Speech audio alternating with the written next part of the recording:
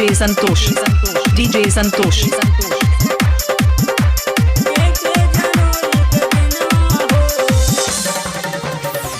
नया साल आइल बाटे अब की यही महीनवा हो, अब की यही महीनवा हो। नया साल आइल बाटे अब की यही महीनवा हो, अब की यही महीनवा हो। हैप्पी न्यू ईयर बोलल जाई 1 जनवरी के दिनवा हो।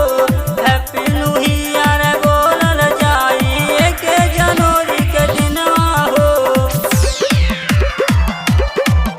DJ Santosh.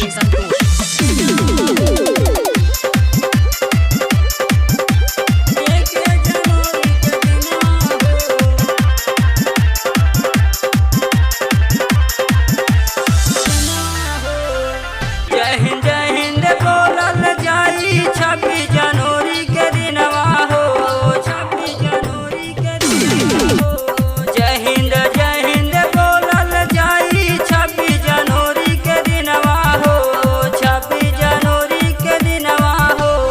Happy new year बोलल जाई 1 जनवरी के दिनवा हो। हैप्पी न्यू ईयर बोलल जाई 1 जनवरी के दिनवा हो।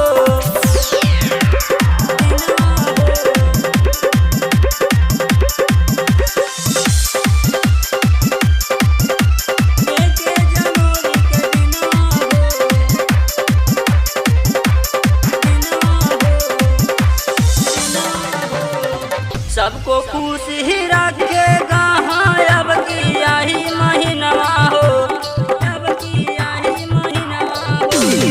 सबको खुश ही रखेगा हाँ अब की यही महीनवा हो, अब की यही महीनवा हो। हैप्पी न्यू ईयर बोलल जाई 1 जनवरी के दिनवा हो। हैप्पी न्यू ईयर बोलल जाई 1 जनवरी के दिनवा हो। DJ Santosh.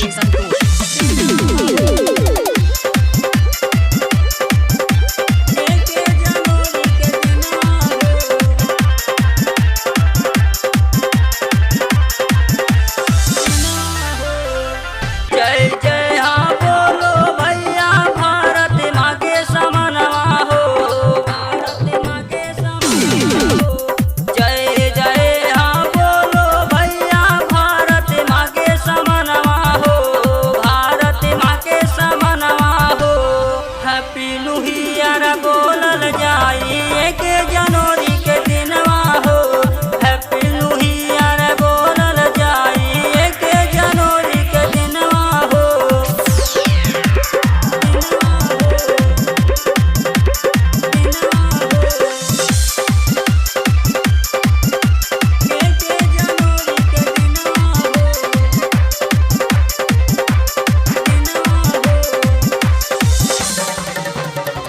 ग्रीटिंग कार्ड दिहल जाई साथी सहेली के घरवा हो, साथी सहेली के घरवा हो। ग्रीटिंग कार्ड दिहल जाई साथी सहेली के घरवा हो, साथी सहेली के घरवा हो।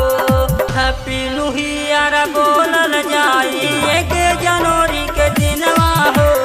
हैप्पी न्यू ईयर बोलल जाई 1 जनवरी के दिनवा हो।